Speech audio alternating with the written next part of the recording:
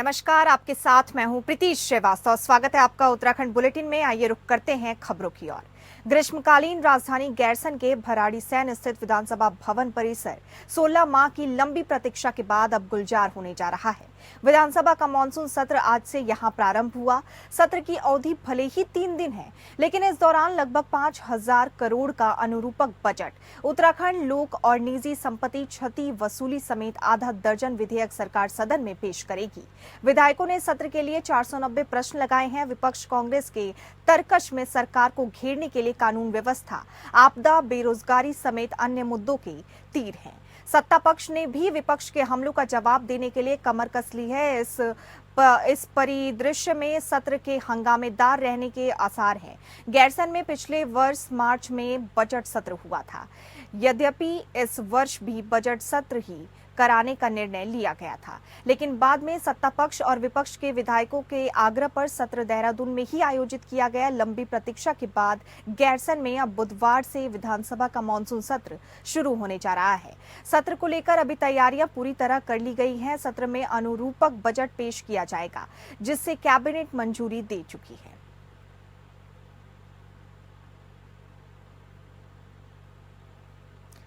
और इसी खबर पर ज्यादा अपडेट्स के साथ हमारे संवाददाता योगेश सिनवाल हमारे साथ जुड़ चुके हैं। योगेश, क्या कुछ अपडेट है गैरसन में विधानसभा सत्र शुरू होने जा रहा है, इसको लेकर? बिल्कुल, आपको बताना चाहेंगे कि सत्र जो है आज शुरू हुआ है और आज सत्र का पहला दिन है। 3 दिन का सत्र ये रहने वाला है। और पहले दिन की बात अगर करें तो पहले दिन जो केदारनाथ की विधायक थी शैला रानी रावत, उनका निधन हो गया था। तो शोक जो संवेदना है उसको प्रकट किया गया आज सुबह। उसके बाद जो है अब सब विधायक जो है अपनी अपनी बातों को रखेंगे। उसके बाद आज जो है जितना जहां तक अभी है यही चीजें रहने वाली हैं आज, क्योंकि आज का पूरा दिन इसी में चला जाएगा जो शोक संवेदना होती है। उसके बाद जो है कल विधानसभा का सत्र का दूसरा दिन जब होगा तब उसमें बजट पेश किया जाएगा, क्योंकि अनुपूरक बजट लाना और ये बहुत बड़ी चीज है कि अनुपूरक बजट में क्या कुछ रहेगा, क्या खास, क्योंकि लगभग बताया जा रहा 5,000 करोड़ रुपए का अनुपूरक बजट आएगा। तो उस बजट का इंतजार है। लेकिन आज की अगर बात करें तो आज यही चीज है। विपक्ष ने बहुत सारी तैयारियां करने की जो है बात कही है, लेकिन सवाल भी उन्होंने कहे कि हमने बहुत ज्यादा लगाए, लेकिन लग नहीं रहा है कि जो ये 3 दिन का सत्र है इसमें ज्यादा सवाल होने वाले हैं या ज्यादा सवाल सामने रखे जाएंगे। सुबह जो है नियम 310 और नियम 58 में मांग के साथ जो है वो विपक्ष जरूर हंगामा करेगा। आज तो उसने किया नहीं, लेकिन कल जरूर हंगामा करेगा। और यही चीजें जो है पूरे सदन में अगर देखा जाए देखने के लिए मिलेगी। जी योगेश, आपने बताया कि तमाम जानकारी दी आपने कि सत्र शुरू होने वाला है। कल सत्र का दूसरा दिन है और साथ ही विपक्ष ने सवालों का लिस्ट तैयार कर रखा है। इन तमाम जानकारी के लिए आपका बहुत बहुत धन्यवाद।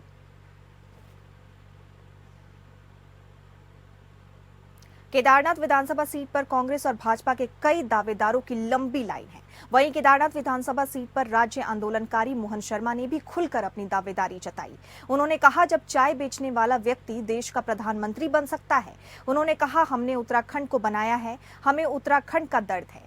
केदारनाथ की अव्यवस्था को लेकर लगातार पलायन, आपदा, खेती, तीर्थ स्थलों सहित क्षेत्र की विभिन्न समस्या को पूरा करूंगा। क्षेत्र की जन समस्या का समाधान करना मेरी प्राथमिकता रहेगी। क्षेत्र जन समस्याएं का समाधान किया जाएगा।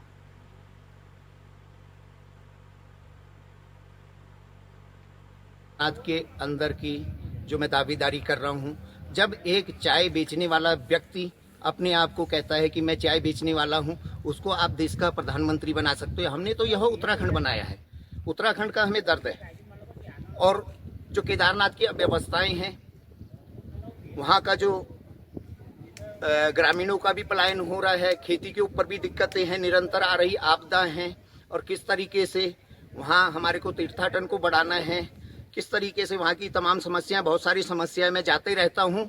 मैं तो स्वयं सारथी हूं, एक ड्राइवर हूं।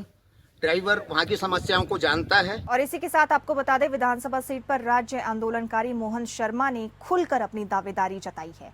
उन्होंने कहा, जब चाय बेचने वाला व्यक्ति देश का प्रधानमंत्री बन सकता है। उन्होंने ये भी कहा कि हमने उत्तराखंड को बनाया है, हमें उत्तराखंड का दर्द है। केदारनाथ की अव्यवस्था को लेकर लगातार पलायन, आपदा, खेती, तीर्थ स्थलों सहित क्षेत्र की विभिन्न समस्या को पूरा करूंगा। क्षेत्र की जन समस्याएं का समाधान जरूर किया जाएगा। इसी के साथ आपको बता दें, उन्होंने प्रधानमंत्री को भी नहीं छोड़ा।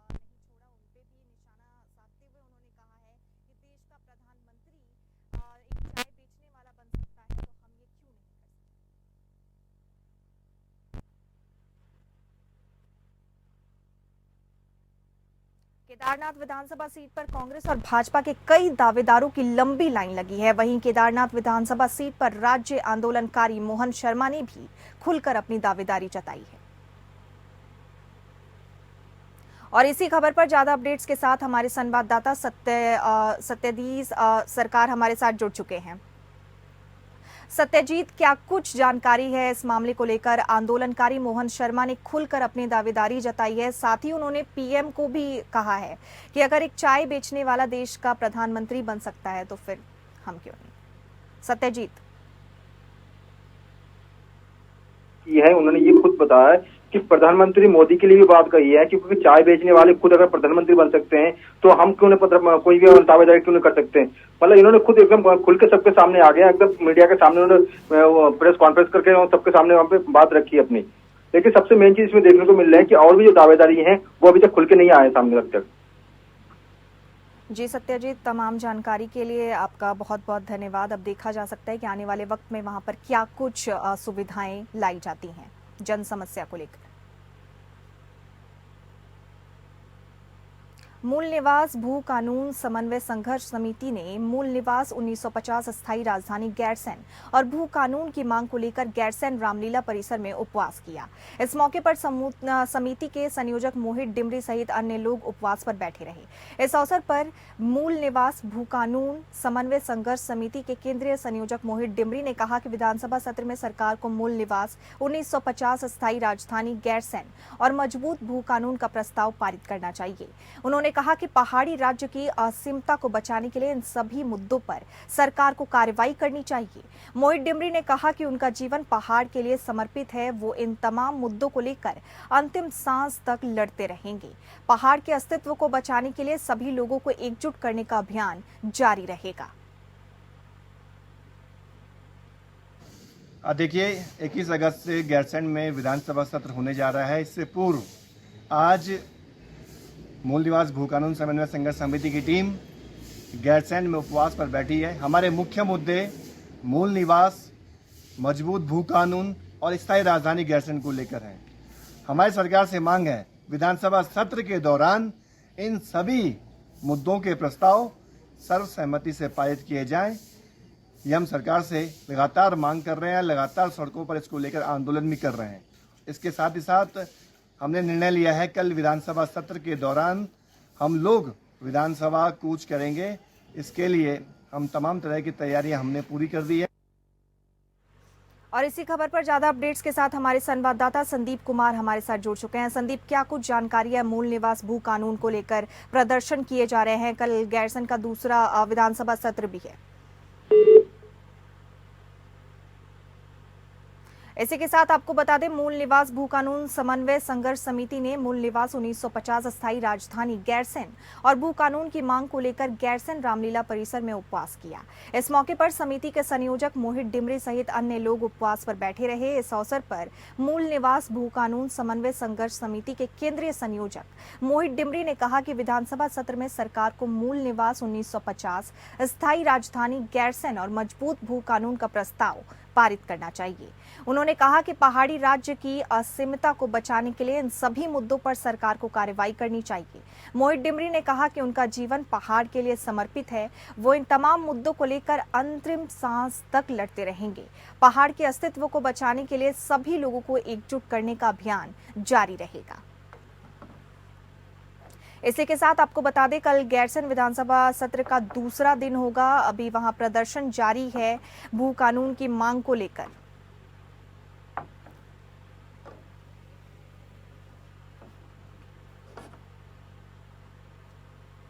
टिहरी जनपद के सीमांत धत्तू में कुदरत फिर आफत की बारिश लेकर आया है। धत्तू से 8 से 10 गांव में बादल फटने की जगह भारी भूस्खलन और धंसाव हो गया, जिस कारण जगह जगह पर सड़कें क्षतिग्रस्त हो गई, जबकि ग्रामीणों के नई पुलिया भी आपदा की भेंट चढ़ गई। धुत्तू देवलिंग में भारी बारिश से गौशाला पर मलबा आ गया, जिस कारण कई मवेशी मलबे में दब गए। वहीं घटना की जानकारी मिलते ही राजस्व की टीम मौके पर पहुंच गई और मलबा हटाने का प्रयास किया जा रहा है।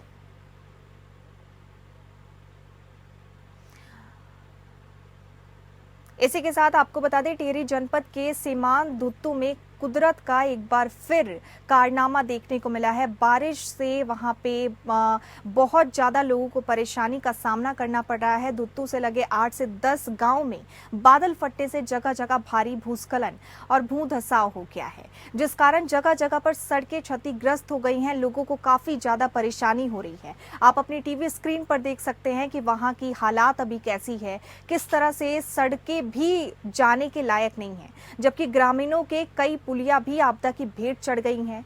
दुत्तू देवलिंग में भारी बारिश से गौशाला पर मलबा भी आ गिरा, जिस कारण कई मवेशी मलबे में दब के रह गए। वहीं घटना की जानकारी मिलते ही राजस्व की टीम मौके पर पहुंच गई और मलबा हटाने का प्रयास लगातार अभी भी जारी है। ये एसएसपी उधम सिंह नगर मंजुनाथ टीसी ने एसआईटी में एक नियुक्त सभी अधिकारियों को घटना के सभी पहलुओं पर गहन विवेचना और घटना की हाई क्वालिटी फॉरेंसिक जांच के लिए निर्देशित किया है। महिलाओं और महिला अपराधों की प्रति उधम सिंह नगर पुलिस ने त्वरित यानी तुरंत कार्रवाई करते हुए सीसीटीवी कैमरा और भौतिक साक्ष्य के आधार पर घटना में संलिप्त अभियुक्त को जेल भेजा है। एसआईटी द्वारा घटना के संबंध में अलग अलग विभिन्न पहलुओं पर विवेचना पर ठोस तकनीकी और भौतिक साक्ष्य संकलित जारी पुलिस अधीक्षक अपराध उधम सिंह नगर एसआईटी द्वारा की जा रही है।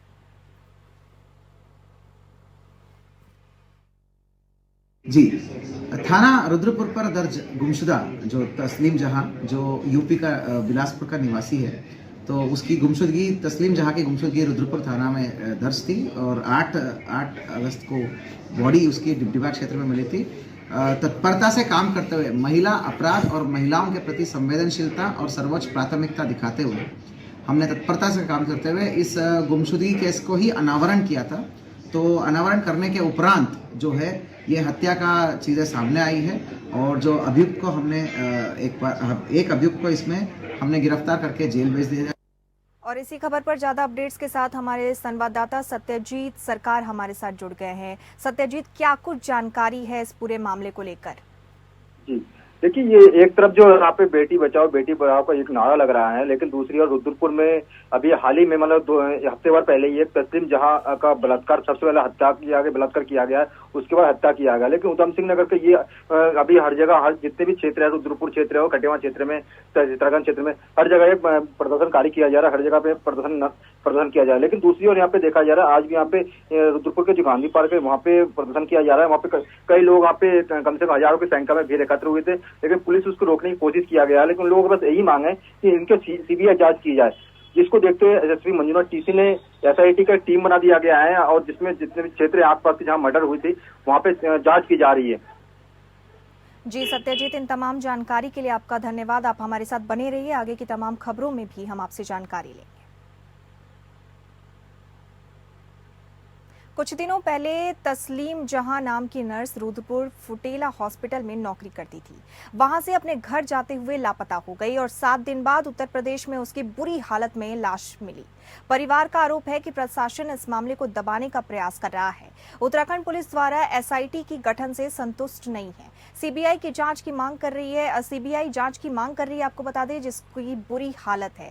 मृतका का शरीर आपको बता दें बुरी हालत में पाया गया। आशंका लगाई जा रही है कि परिवार द्वारा बलात्कार नहीं गैंगरेप कर मर्डर की आशंका जताई जा रही है और इस मामले में शासन प्रशासन सही प्रकार से जांच नहीं कर रही है। समाज सेवी सुब्रत विश्वास ने कहा कि जिस प्रकार से रुद्रपुर एसएसपी मंजुनाथ टीसी का बयान आया वो सबूत निंदनीय है। एसएसपी का कहना है कि हमने अपराधों का ठेका थोड़ी ले रखा है। आज हमारी जो बहन है तस्लीमा जहां, जिसके संग इस जघन्य घटना घटी है यार रुद्रपुर के अंदर, और एसएसपी का जो मंजुनाथ टीसी जी का जो बयान है उसका हम घोर विरोध करते हैं कि उन्होंने समाज का या ठेका नहीं ले रखा अपराधियों का। तो ये गलत बयान के खिलाफ भी आज हमने प्रोटेस्ट किया और बहन को इंसाफ नहीं मिला। कहीं ना कहीं इस केस के अंदर कुछ चीज़ें दबाई गई है और जिन चीज़ों को दबाई गई है उनको उजागर करने के लिए हमारा आंदोलन लगातार चल रहा है। क्योंकि उत्तराखंड के अंदर पहले अंकिता भंडारी जैसी बेटी का भी इंसाफ नहीं मिल पाया, आज तक वीआईपी का नाम खुल नहीं पाया। और उसी तरह जो हमारी बहन है तस्लीमा, जिसकी स्थिति इस तरह से, जो वीडियो हमने देखा, वीडियो में उसका पूरा चेहरा गल गया। तो ये बहुत बुरी हालत है। मतलब कुछ ना कुछ शासन प्रशासन छुपा रही है और बहू और बेटियों के संग जो जिस प्रकार से इस सरकार के अंदर उत्पीड़न बढ़ा है, इसका भी हम घोर विरोध करते हैं। और इसी खबर पर ज्यादा अपडेट्स के साथ हमारे संवाददाता सत्यजीत हमारे साथ लगातार बने हुए हैं। सत्यजीत, क्या कुछ अपडेट है इस मामले को लेकर? अभी कहीं पर भी महिलाएं सेफ नहीं है। रुद्रपुर में भी अब एक मामला आ गया है। एसएसपी का वहां कहना है कि हमने अपराधियों का ठेका थोड़ी ले रखा है। सत्यजीत जी देखिए, इससे पहले एसएसपी मंजुनाथ टीसी ने खुद उसमें बयान दिया। बयान में उन्होंने खुद बताया कि जब बयान उसमें चल रहे थे एसएसपी उसे बीच में वार्ता में कहीं कहा गया था कि मैंने किसी का ठेका नहीं लिया है, ये हमारा काम नहीं है। मतलब इस टाइप का जब बयान होने के बाद जनता में ज्यादा आक्रोश फैल गया है। लेकिन आक्रोश यहाँ तक फैल गया कि अब तो मतलब पूरे रोड में कैंडल मार्च भी निकाला जा रहा है। रोज का शाम को कैंडल मार्च निकाला जा रहा है, पैदल मार्च रोज निकाला जा रहा है। और अभी भी उसका आज भी शाम को यहाँ पे बहुत भारी मात्रा में कैंडल मार्च निकाला जा रहा है।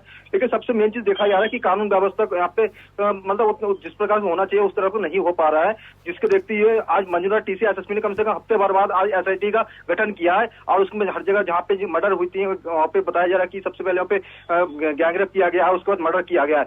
लेकिन कुछ लोगों का ये भी कहना है कि इसको एक ही बंदे को भी अरेस्ट किया गया है, लेकिन एक ही जो उसमें आरोप बताया जा रहा है कि एसएसपी का कहना है कि एक ही आरोपी है, उसका कहना है। लेकिन जो जनता है, आरोप लोग हैं, उनके परिवार का कहना है कि एक व्यक्ति नहीं है, उसमें कई लोग उसमें गैंगरेप किया गया है, उसके बाद उनको मतलब मर्डर किया गया है। लेकिन एसएसपी ग्रामीण का यह भी कहना है कि उसको छुपाया जा रहा है, एसएसपी के माध्यम से छिपा रहे हैं, बल्कि अभी तक उसको खुलासा नहीं हो पा रहे हैं। उसकी खोजबीन किया जा रहा है, उस पर जांच की जा रही है। जी सत्यजीत, तमाम जानकारी के लिए आपका बहुत बहुत धन्यवाद। महिलाओं को लेकर सुरक्षा कानून जरूर आना चाहिए। इस पर आगे की अपडेट्स हम इस मामले तक आप तक पहुंचाते रहेंगे।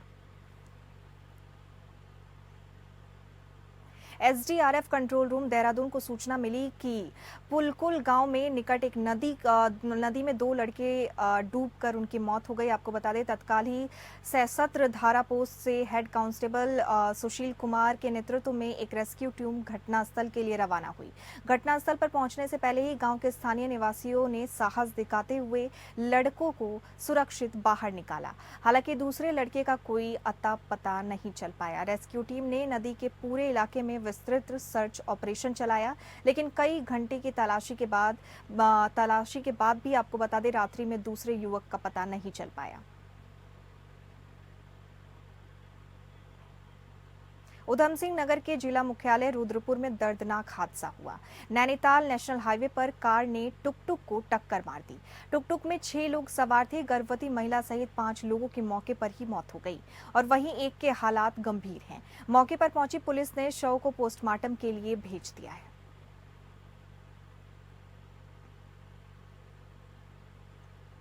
नेशनल हाईवे 74 पर सड़क दुर्घटना थमने का नाम नहीं ले रही।